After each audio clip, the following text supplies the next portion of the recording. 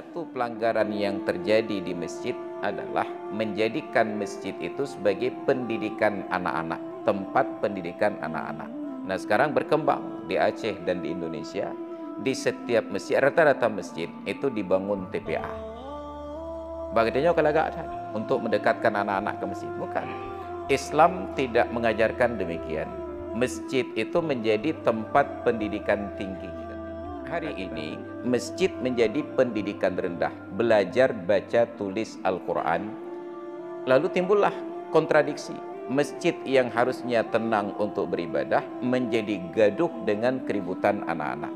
Coba perhatikan masjid-masjid yang ada TPA di dalamnya. Makilah, jam 5 masih ada waktu asar, setengah 6 masih waktu ikhtiar. Tapi jam 5, jam setengah 6 kita datang ke masjid-masjid yang ada TPA, kita salat dengan tenang, terganggu dengan keributan anak kecil. Dadut anak mitnya, karut anak mit, idut hanya legurai je. Iran telat hanya mayang. Pertanyaannya, masjid untuk tempat hubun Al-Quran atau untuk tempat salat? Hadirin dan hadirat jamaah salat subuh yang saya muliakan dan dirahmati Allah. Ketika kita menyebut masjid ini dengan nama Masjid Jami', itu ada indikasi di dalam bahasa Arab. Nah, kita tahu bahwa masjid sebagai tempat ibadah, secara bahasa masjid artinya adalah tempat sujud. Sujud salah satu rukun di antara rukun-rukun salat. Sedangkan salat nama tempatnya adalah musalla. Seharusnya musalla menjadi lebih besar daripada masjid, tapi kenyataannya masjid lebih besar daripada musalla, dan hukum-hukum yang terkait dengan masjid lebih banyak daripada hukum-hukum yang terkait dengan musalla. Ini menjadi sebuah anomali dalam berbahasa. Perkara yang besar, salat, tempatnya mempunyai kedudukan yang kecil, musalla. Bahagian ibadat yang kecil, sujud bahagian dari rukun salat, tapi tempat sujud, masjid secara bahasa menjadi lebih besar. Itu bila melihat dari sisi pekerjaan salat dengan pekerjaan sujud.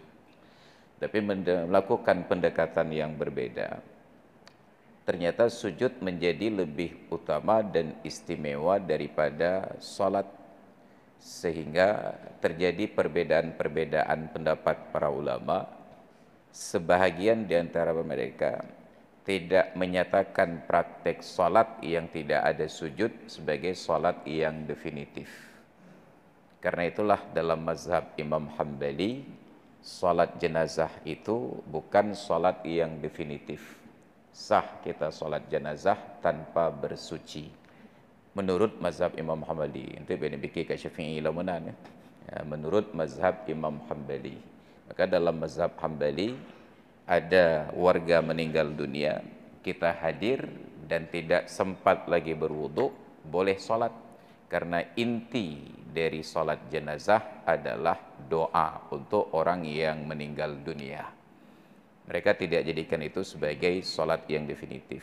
Tapi pada mazhab Syafi'i, salat jenazah juga menjadi salat yang definitif sesuai dengan definisinya, aqwalun wa af'alun makhsusatun muftatahatun bit takbir wa mukhtatamatun bit taslim.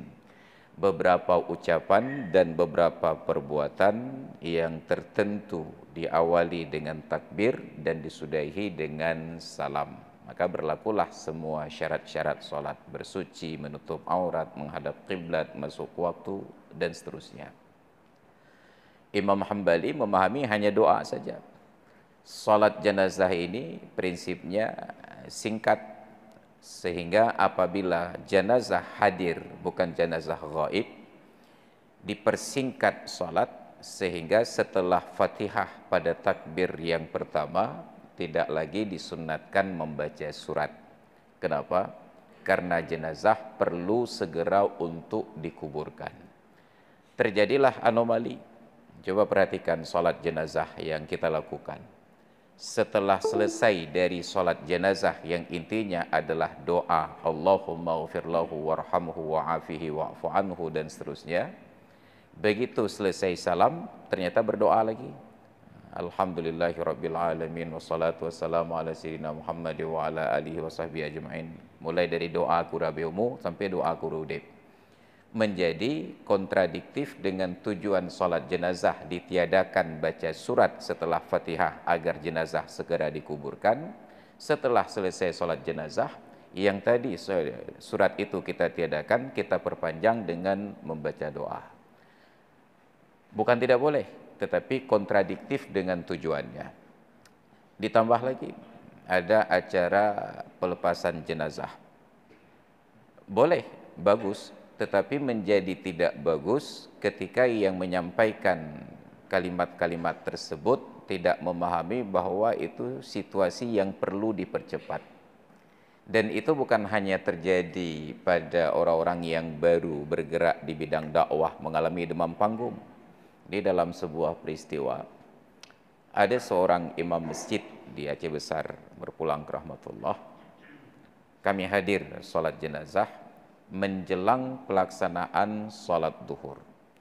Ketika sudah selesai dimandikan, dikafankan, akan dibawa ke masjid untuk sholat, ada kalimat pelepasan Tengku, senior ustadz, bukan hanya Tengku dan ustadz, sebab di Aceh beda antara Tengku dan ustadz.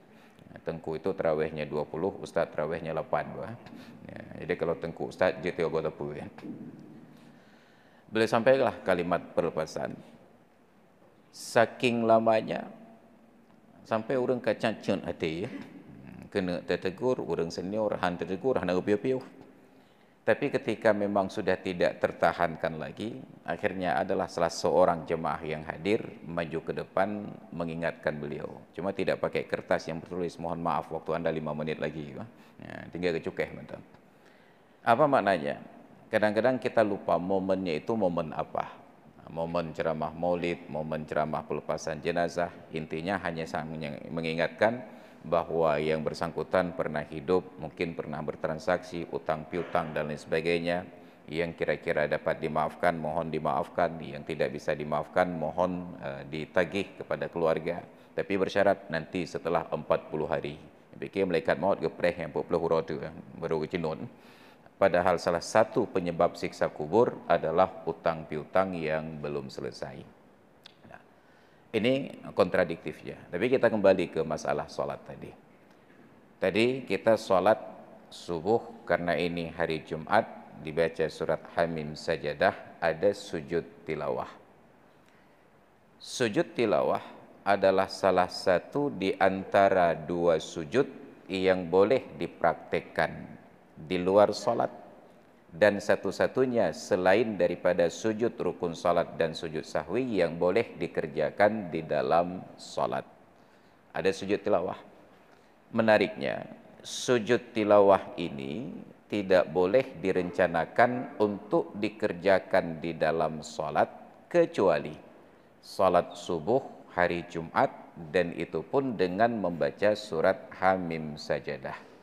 Maka kalau ada Tengku, guru, ustadz mengajar fikih sampai pada pelajaran tentang sujud sajadah, sujud tilawah dan sujud syukur, beliau katakan, ini karena kita sudah belajar, nanti sholat maghrib atau sholat isya kita praktekkan sujud tilawah. Bila direncanakan oleh imam sejak dari awal, maka sholat itu batal dari awal, karena ada niat untuk mengubah tata cara sholat dengan menambah sujud yang bukan rukun darinya. Hanya diizinkan untuk sholat subuh hari Jumat. Maka ada keistimewaan. Jadi ketika disusun oleh para ulama tertib fadilah sholat berjamaah, ada 7 fadilah. Fadilah yang tertinggi nanti pada sholat Jumatnya, karena memang disyaratkan berjamaah pada sholat Jumat. Kemudian fadilah yang kedua ada pada sholat subuh hari Jumat. Makanya dibolehkan sengaja meniatkan ada sujud tilawah hanya pada sholat subuh hari Jumat dan hanya dengan membaca surat Hamim Sajadah. Baru yang ketiga, sholat subuh pada hari-hari yang lain, Yang keempat, salat Isya hari-hari yang lain, setiap hari. Yang kelima, salat Asar setiap hari. Yang keenam, berjamaah pada salat Duhur setiap hari. Yang ketujuh, berjamaah pada salat Maghrib setiap hari. Jadi berjamaah pada salat Maghrib itu urutannya urutan nomor 7 pada fadilah. Tapi yang paling ramai berjamaah setiap hari pada salat Maghrib. Kenapa? Karena kita senang yang terakhir-terakhir macam hendak awal-awal ada mau syurga. Makanya subuh-subuh itu tidak terlalu ramai berjamaah. Tapi kita bersyukur. Nah, ketika sujud tilawah menjadi ibadah yang sudah ganjil, tidak pernah dipraktekkan, tumbuhlah kesadaran sebagian kawan-kawan. Saya perhatikan di Banda Aceh, diadakanlah kegiatan khusus safari subuh di hari Jumat, keliling bersilaturahmi, dan khusus dicari imamnya yang hafal surat sajadah, karena itu pengecualiannya. Dibuatlah komunitas ini dengan sebuah nama, namanya Jumat Barokah. Jumat Barokah. Ketika giliran saya pertama kali diajak untuk menyampaikan tausiah pada kegiatan Jumat Barokah, itu tempat pelaksanaannya di Masjid Al-Hashimiyah di Rukoh. Saya naik ke atas mimbar, setelah puji dan salawat, saya katakan, ini Jumat Barokah, Jumat nyoke, untuk mengkritisi penggunaan kata barokah. Pekan jema o dan padahal kita di Aceh nggak ada o. Orang Aceh itu banyaknya Ramadan, mahram. Ini tiba-tiba sudah Ramadan, mahram, umroh. Nyo ka barokah, nyo barokah, uro nyoke. Maka barulah tersadar kawan-kawan ini, lalu mengubah sebutannya dari Jumat Barokah menjadi Jumat Berkah. Kamu o je dan nyuruh Aceh. Padahal di Aceh tidak ada kosakata o, kosakata yang mengandung o, kecuali satu saja, yaitu be-o. Itu yang ada di Aceh. Yang lain Ramadan, mahram, umrah. Walaupun itu juga tidak fasih secara bahasa Arab. Maka tadi malam dalam perjalanan kemari di stasiun radio saya dengar ada diputar siaran ulang tentang ceramah guru-guru kita yang tertentu. Saya menjadi tidak nyaman ketika mendengarkan lafzul jalalah itu dibaca tidak fasih. Bertingat ke Allah. Padahal Allah itu dia harus tafkhim, dibaca harus ada bunyi o-nya. Allah. Jadi anomali dalam bahasa Indonesia, yang bacaannya O ditulis A, yang bacaannya A dibaca O, yang tulisannya A dibaca O. Coba perhatikan dalam Kamus Besar Bahasa Indonesia, lafzul jalalah itu tulisannya A L L A H. Tapi bacanya wajib Allah. Sedangkan Ramadan memang tertulis R A M A D A N, Ramadan. Tapi dibaca Ramadan. Jadi memang paling tidak taat azas kita. Maka seburuk-buruk orang Aceh ini lebih sesuai dengan KBBI. Jadi walaupun agak muhi bengai-bengai becut, tapi sesuai dengan KBBI. Dan lidah kita ini sesuai dengan lidah Melayu. Maka orang Malaysia paling senang ketika mengundang imam bulan Ramadan itu hafid dari Aceh. Kenapa? Lidahnya lebih sesuai. Orang Malaysia itu tidak terlalu banyak O-nya. Dan di antara semua daerah di Aceh yang paling sesuai dengan lidah Melayu adalah Aceh Raya. Makanya di Aceh Raya itu agak-agak mirip Malaysia sedikit. Bukan dua leh. Beda dengan Aceh Utara lu semua. Dua leh. Di Aceh Raya dua leh. Jadi ada nya sedikit. Itulah lahjah intonasi. Jadi hanya boleh pada solat subuh hari Jumat. Itu keistimewaan hari Jumat. Mulai dari solat Jumatnya, subuh hari Jumatnya, bahkan sepanjang Jumatnya. Kembali ke cerita masjid tadi. Maka masjid menjadi istimewa karena satu-satunya praktek ibadah yang dibatasi di dalam Islam adalah sujud. La tasjudu lisyamsi wala lilqamari wasjudu lillahi alladhi khalaqahunna. Jangan kalian sujud menghadap matahari dan jangan pula kalian sujud menghadap bulan, tapi sujudlah menghadap Allah, Tuhan yang menciptakan mereka semua. Maka tidak ada ibadah di dalam Islam yang bentuknya sujud kecuali sujud rukun salat, sujud sahwi di dalam salat, sujud tilawah di dalam dan di luar salat, dan sujud syukur. Lalu tidak boleh ada bentuk-bentuk sujud yang lain. Ini khas dalam Islam. Tidak boleh ada praktek sujud dalam bentuk yang lain. Benar bahwa ada hadis Nabi yang menyatakan aqrabu ma yakunul 'abdu min rabbih wa huwa sajidun fa'aktirud du'a. Posisi terdekat seorang hamba dengan Tuhannya adalah ketika dia sedang sujud. Wa huwa sajidun, sedang sujud. Fa'aktirud du'a, maka di dalam sujud itu perbanyaklah doa. Intinya perbanyak doa di dalam sujud, bukan sujud ketika berdoa. Kapan mungkin memperbanyak doa dalam sujud? Ketika salat sendiri. Sedangkan salat berjamaah ada kewajiban untuk ikut imam. Fa idza raka'a farka'u, fa idza rafa'a farfa'u, fa idza kabbara fakabbiru. Itu prinsip salat berjamaah. Karena pemahaman yang sepenggal-sepenggal, terjadilah dalam praktek. Kita memahami doa di dalam sujud, sujud di dalam salat, dan sujudnya di rakaat yang terakhir, yang paling akhir. Maka rakaat pertama sujud, rakaat sujud pun sujud kedua, biasa saja. Sampai rakaat terakhir, sujud yang pertama, biasa saja. Begitu sampai sujud yang kedua, kita perpanjanglah doa. Betul. Tetapi ketika sedang ikut imam, imam sudah duduk tasyahud, kagak baca tasyahud, kadruk wa asyhadu alla ilaha illallah, itanya mentang pingkui gerau. Apa yang terjadi? Yang pertama, ketidakpatuhan untuk mengikut imam. Dan yang kedua, menimbulkan kegelisahan kepada orang yang di sampingnya, kanan dan kiri. Igap ka asyhadu, iganya mentang untuk kui. Pikiran orang berbedanya, pementang udik pekabih umur. Atau paling kurang mentang kata mentang jaga. Sah salat, tetapi menimbulkan gelisah kepada orang lain. Sama-sama sah. Yang salat sah, yang geli juga sah. Gelisah orang lain, gelana jauh. Maka ada adabnya. Tidak boleh sujud kecuali tadi sujud rukun salat, sujud sahwi di dalam salat. Sujud sahwi pun tidak boleh dilakukan kecuali ada sebabnya.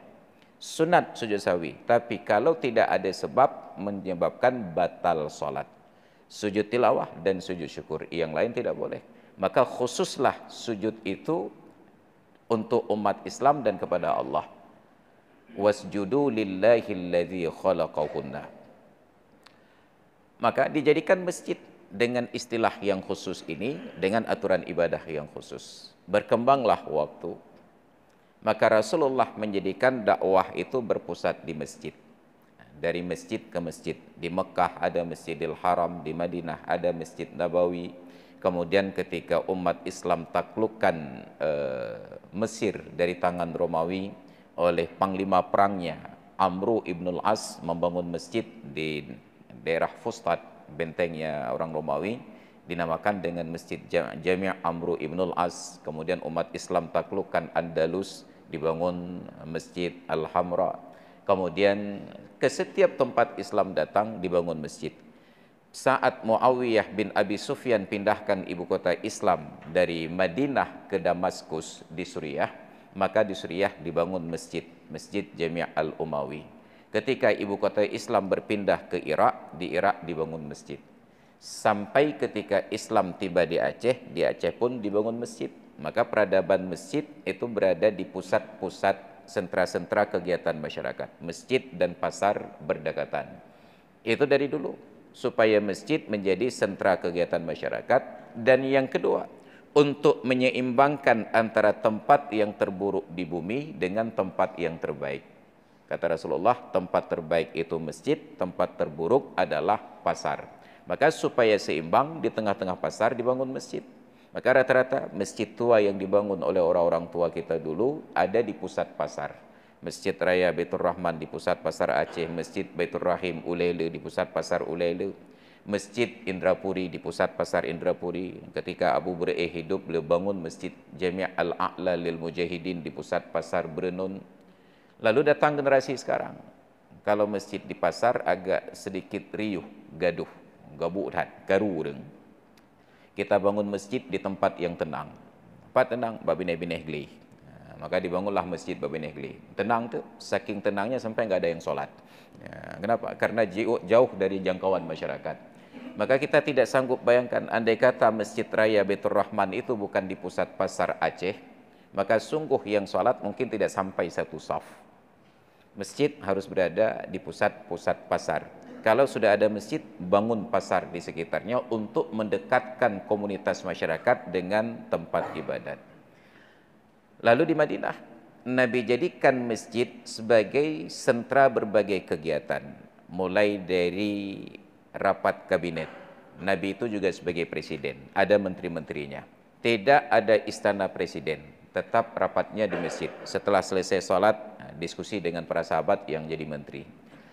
Setiap kebijakan disosialisasikan di dalam masjid, di dalam khutbah.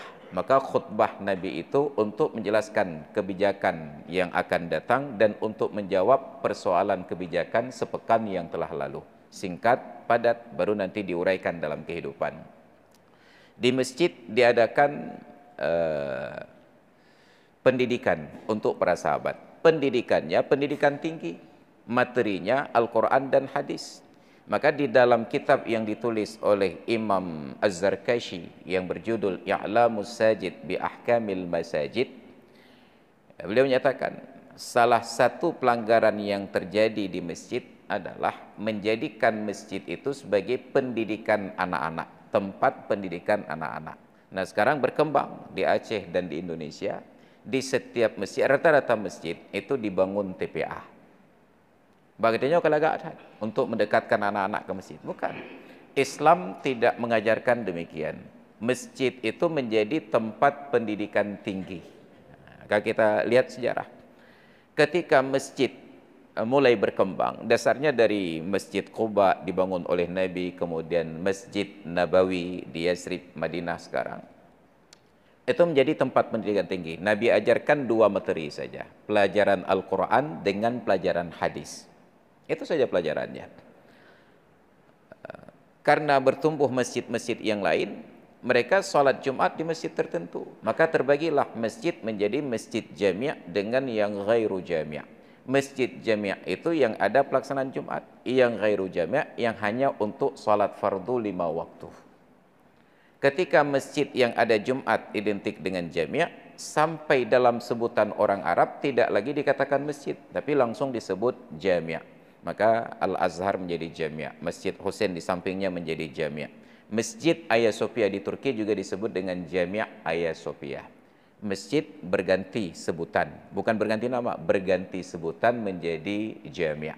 Karena di dalamnya ada pendidikan, tiang-tiang masjid itu diisi oleh guru-guru pengajian.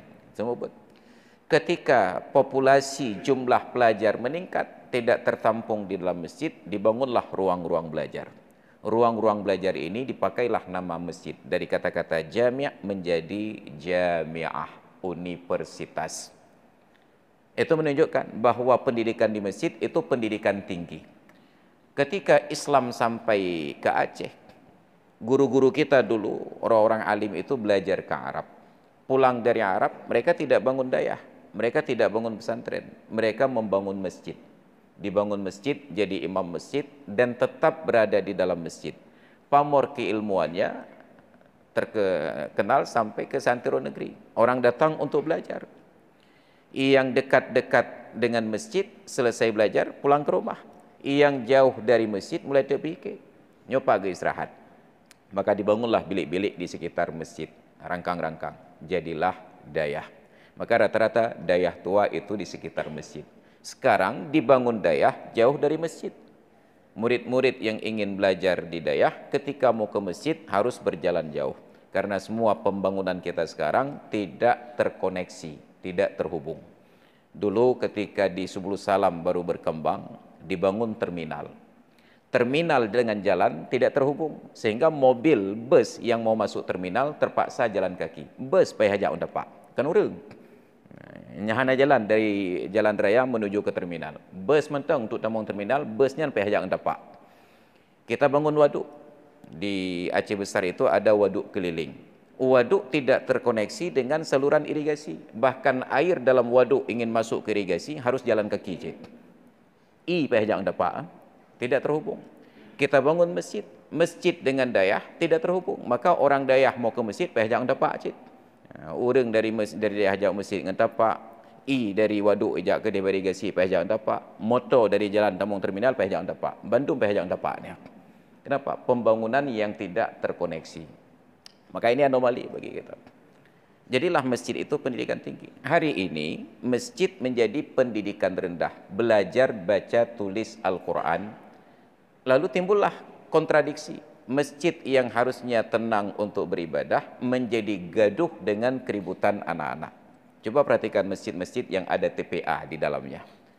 Salat asar itu waktunya, kalau sekarang dari jam 4 kurang 20 sampai dengan sebelum berkumandang azan maghrib di dalam mazhab Syafi'i. Kecuali mazhab Imam Hanafi, berakhir waktu asar apabila bayang-bayang setiap benda sama 2 kali lipat ukuran benda tersebut. Mazhab Syafi'i, ataigah lam ilub matauro, belum berkumandang azan maghrib, masih ada waktu asar. Walaupun sudah masuk kategori waktu makruh tahrim. Okeylah, jam 5 masih ada waktu asar, setengah 6 masih waktu ikhtiar. Tapi jam 5, jam setengah 6 kita datang ke masjid-masjid yang ada TPA, kita salat dengan tenang, terganggu dengan keributan anak kecil. Dadut anak mitnya, karut anak mit, idut hanya legurai je. Iran telat hanya mayang wah.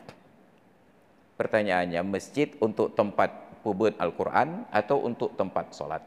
Maka ketika kita kaji dalam tulisan Imam Az-Zarkashi, beliau katakan, tidak boleh di masjid diajarkan anak-anak karena kebiasaan dari anak-anak adalah gaduh dan ribut. Maka dulu Nabi jadikan masjid tempat pendidikan tinggi para sahabat, belajar Al-Quran dan belajar hadis. Di masjid disampaikan kebijakan-kebijakan politik. Maka ketika hari ini dikatakan tidak boleh berpolitik di dalam masjid, ada benar, ada salah. Di mana benarnya? Yang benarnya adalah tidak boleh ada orang yang kampanye untuk politik di dalam masjid untuk kepentingan pribadi. Saya mencalonkan diri sebagai caleg, sebagai kepala daerah, tidak boleh kampanye di dalam masjid. Tapi setelah terpilih menjadi kepala daerah, je ke gecik, je ke bupati, wali kota dan gubernur, salah satu tempat untuk menjabarkan kebijakan adalah di dalam masjid. Maka kenapa di dalam Islam pemimpin itu mesti laki-laki? Karena pemimpin ini harus menjadi imam salat dan harus menjadi khatib. Maka seharusnya syarat menjadi kepala daerah di Aceh bukan tes baca Quran, hanya untuk tes namong SD. Syarat jadi kepala daerah di Aceh harusnya di daerah yang bersyarat Islam, calon kepala daerah harus mampu untuk menjadi khatib. Yang tesnya calon bupati, calon wali kota, ciik itu mimbar itu. Hanya menyanyai pegat syarat, insya-Allah urang-urang lagi kamu nak peluang. Ya, urang khutbah lebih kan. Ya, syaratnya kamu nang tanya boleh. Tinggal syarat. Dan itu syarat yang paling berat. Bukan gampang menjadi imam. Maka kalau ada orang yang hafal Al-Quran, belum teruji hafalannya sebelum ayat yang dia hafal berani dia baca di dalam solat ketika menjadi imam. Nyan metutu dia. Ijab kabul nikah itu gampang saja. Ilon je ulang-ulang tiploh go, saya terima nikah fulanah binti fulin anak bapak dengan mas kawin sekian mayam emas dibayar tunai. Nyan je dah apa ya? Tapi menantedu ili ke wali ke lali saksi.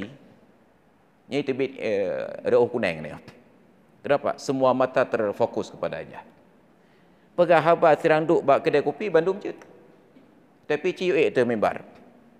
Nyan megok-gok mimbar. Pai minta dukang peh labang lo. Goyang mimbar. Ini aturannya. Kenapa presiden itu harus laki-laki? Kenapa khalifah itu harus laki-laki? Dia harus menyampaikan kebijakan. Jadi imam salat dan jadi khatib. Tapi ternyata di Aceh yang jadi kepala daerah tidak pernah jadi imam, apalagi jadi khatib. Makanya selama Rasulullah hidup, khatib Jumat selalu Nabi, khatib hari raya selalu Nabi. Enggak ada kesibukan BKM untuk menyusun jadwal khatib. Jumat ini khatib si bulan. Tetap khatib itu berlanjut. Ketika Abu Bakar jadi khalifah, beliau khatib, beliau imam. Umar demikian, Utsman demikian, Ali demikian, sampai khalifah-khalifah. Hari ini harusnya dengan syariat Islam di Aceh, Masjid Raya Baitur Rahman itu khatib hanya ada 2. Kalau bukan gubernur, wali Nangrau. Nyen gubernur sampai uronyo hana ge, wali Nangrau sampai gedemo hana ge. Seharusnya itu menjadi tempat mereka menjabarkan kebijakan. Ini harusnya di dalam aturan Islam. Maka ada masjid jami', tempat pelaksanaan Jumat. Diatur. Hari ini muncullah wacana dari orang-orang yang di pusat bahwa masjid akan dikontrol oleh pemerintah, siapa yang jadi khatib, apa materinya. Mereka buat alasan karena di Arab, di Mesir, di negara-negara Arab termasuk di Malaysia, itu masjid dikontrol oleh pemerintah. Ini pemerintah yang salah diubat. Di negara-negara Arab, masjid dikontrol oleh pemerintah karena memang pemerintah yang bangun masjid dari nol. Mereka yang atur. Itanya masjid kahek dan repair kagak terpegat. Jak pemerintah hanya kepo. Ini yang salah diubat. Maka di dalam agama, harusnya pembangunan masjid memang harus melibatkan pemerintah. Sampai nanti ketika di dalam sebuah kawasan Jumat terdapat lebih daripada satu masjid, ta'addud Jumat, maka salah satu ketentuan di dalam aturannya yang sah Jumat adalah di mana pemimpinnya hadir.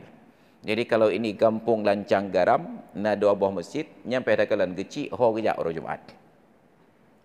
Menyo gejak Masjid Baitur Rahman berarti kedih Jumat. Menyo gejak Baitur Rahim berarti kena Jumat. Makanya banyak geci anak gejak Jumat. Bahkan berkacau orang kampung dia hantu hojak. Ini aturannya. Kenapa? Kewenangannya ada pada pemerintah yang mempunyai tempat. Ketika ribut-ribut tentang ta'addud Jumat, kita punya solusi. Kalau ragu di mana yang sah Jumat, maka untuk mengantisipasi di sebelah zuhur setelah Jumat.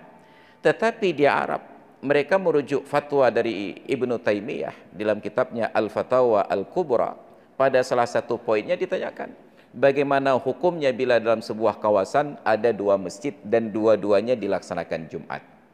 Nyo jawaban Ibnu Taimiyah, kurang kedanya hanya sekedar referensi bagi kita. Apa jawaban beliau? Apabila di satu tempat pelaksanaan Jumat ada dua masjid dan dua-duanya dilaksanakan Jumat, dua-duanya sah, kata beliau. Apabila ada salah satunya yang tidak sah, maka yang tidak sah ini dosanya ditanggung oleh pemerintah. Kenapa? Karena pemerintah yang mengizinkan pembangunan masjid di samping masjid yang sudah ada. Maka panjang kewenangan. Jadi tidak seperti pemerintah Republik Konoha yang ujuk-ujuk langsung ambil keputusan hukum, masjid dikontrol oleh pemerintah. Tidak. Ada proses dari awal, di mana boleh dibangun masjid, berapa anggaran pembangunan masjid. Kemudian direkrut imam masjid dengan seleksi khusus formasi pegawai negeri. Formasi imam masjid. Syaratnya hafidh 30 juz, kemudian ada S1 di bidang perbandingan agama, agar perbandingan mazhab, agar ibadahnya itu bisa merepresentasikan semua perbedaan-perbedaan tersebut. Ini peran masjid. Maka hari ini ketika kita sudah sampai pada tahun 1445 Hijriah, ada hal-hal yang terkait dengan masjid ini harus kita kaji mendalam sebab sudah terjadi banyak pelanggaran. Salah satunya, dulu tidak pernah masjid menjadi tempat untuk pernikahan. Tapi hari ini masjid sudah menjadi aulanya KUA. Agenda utamanya adalah menikah. Bukan tidak sunat menikah di masjid, sunat. Kita akui, dikutip oleh para ulama. A'linu hadzal nikah waj'aluhu fil masajid wadribu alaihi biddufuf. Tetapi dijelaskan oleh para ulama, umumkan pernikahan ini selenggarakan di dalam masjid dan pukullah rapai di bawah dia. Tapi dituliskan keterangan, innama huwa limujarradil aqdi. Tapi yang dianjurkan itu hanya semata-mata akad. Apa semata-mata akad? Hanya melibatkan rukunnya saja, wali, pengantin laki-laki dan saksi. Maka masjid di kampung saya sampai hari ini, hari Jumat itu dijadikan hari pernikahan di masjid. Nikah pagi, lanjut sholat Jumat, setelah Jumat baru pulang perbaikan gizi ke rumah darah baru. Maka jika kamu semangat aja Jumat, karena saya kali Jumat yang kena perbaikan gizi. Nikah, tapi tidak melibatkan kehadiran pengantin perempuan. Sekarang ini masjid-masjid berlomba-lomba memfasilitasi pernikahan dengan menghadirkan pengantin perempuan lengkap dengan topeng monyetnya, make up. Di Masjid Raya Baitur Rahman, nikah pertama itu jam 8. Pertanyaannya, kalau jam 8 nikah, jam berapa di make up? Paling telat pukul 5. menyepuh limang di make up. Nah, rencana sembahyang subuh lah. Itu salat subuh yang paling mahal di dunia karena wuduk melepaskan make up. Ulanglah. Tidak salat subuh. Oh, kenapa tengku? Karena dari baru tengah berhalangan sedang menstruasi. Anda tahu pengantin perempuan sedang menstruasi, lalu Anda persilahkan duduk di dalam masjid di depan mimbar. Tetap tidak lepas dari dua kemungkinan. Menyekan ketinggalan sembahyang subuh, maka duduk dalam masjid dalam keadaan menstruasi. Nauzubillah summa nauzubillah. Itu tidak menjadi perhatian. Maka masalah di negeri kita, sebahagian guru-guru kita tidak melihat lagi realitas ini, melihat hanya yang idealitas. Maka hari ini menjadi sulit ketika saya katakan, masyarakat kita sedang susah, ekonomi sedang sulit, harga beras meningkat. Harusnya ketika nanti datang bulan Maulid, maka Maulid itu kita selenggarakan tapi dengan penyesuaian. Baik 3 orang tabu kampung Bandung pegak kenduri. Kita cicil, diumumkan. Siapa mau buat kenduri Maulid, orang kampung dia nak kereta berumah, dicicil 100 hari. Usahakan setiap hari kendurinya jemaah masjid yang datang makan siang. Kenapa? Agar orang-orang miskin yang salat berjamaah di masjid, mereka bersyukur. Nyota semayang lehu orangnya di masjid jami', insya-Allah buca uro kenduri rumah Pak Fulan. Atau kita buat kenduri di masjid agar tamu yang datang tidak terbebani dengan menenteng gula. Hanya jak berkenduri maulid kena pajah bupri, rupanya payah bataka 2 kilo. Kapuk puluh ribu aja. Ada hana maulid pitro aja dah ya. Maka kita buat kenduri maulidnya di masjid. Kita buat spanduknya. Hari ini makan siang gratis ditanggung oleh Bapak Fulan kenduri maulid beliau. Tapi tak pernah jadual sampai tertuh hurau ke. Dan nanti dibuat foto lagi. Dan yang ingin kampanye tinggal tulis, dan jangan lupa nanti pilih saya. Ya, jadi bahkan kenduri maulid ya. Pelan-pelan kita ubah. Tapi hal-hal begini tidak tersampaikan pesannya dengan baik dan tidak dipahami dengan baik oleh sebahagian guru-guru kita. Tapi hanya berat hak kenduri abu. So pegah berat kenduri. Ilmu beberapa abu kenduri hana karu. Ba abu kenduri cahana bupan. Karena yang bereh kana orang kira, lemah kana orang kira, Bandung kana orang kira. Tapi masyarakat yang buat kenduri menjadi beban. Maka ada hal-hal di dalam agama yang terkait dengan masjid ini perlu kita kaji kembali bagaimana yang bagus dan bagaimana yang maslahat. Maka hadirin dan hadirat sekalian yang dirahmati Allah, kita bersyukur pagi hari ini, hari Jumat, kita datang kemari salat berjamaah dan saya yakin ibu-ibu yang datang diajak oleh suami karena prinsip dasarnya bagi seorang istri datang ke masjid salat berjamaah tanpa izin suami itu tidak dianjurkan, dilarang. Boleh ke masjid dengan izin suami. Dan cara paling mudah minta izin suami adalah mengajak suami ke masjid. Bang, jak semayang masjid. Bagi suami yang malas, paling-paling akan kerja kata mentang. Alhamdulillah. Jadi, cara paling mudah minta izin adalah mengajak suami ke masjid. Dan saya yakin ibu-ibu yang hadir itu diajak oleh suaminya. Baik hadirin dan hadirat sekalian yang dirahmati Allah, karena hari ini masih hari kerja, ada yang masuk kantor dan ada yang harus mengantarkan eselon 1 ke sekolah. Kita padakan kajian sampai di sini. Mungkin kita buka ruang sedikit, bila ada pertanyaan disilahkan dengan segala hormat, dan bagi yang terburu-buru sudah diizinkan untuk melanjutkan aktivitas. Disilakan dengan segala hormat.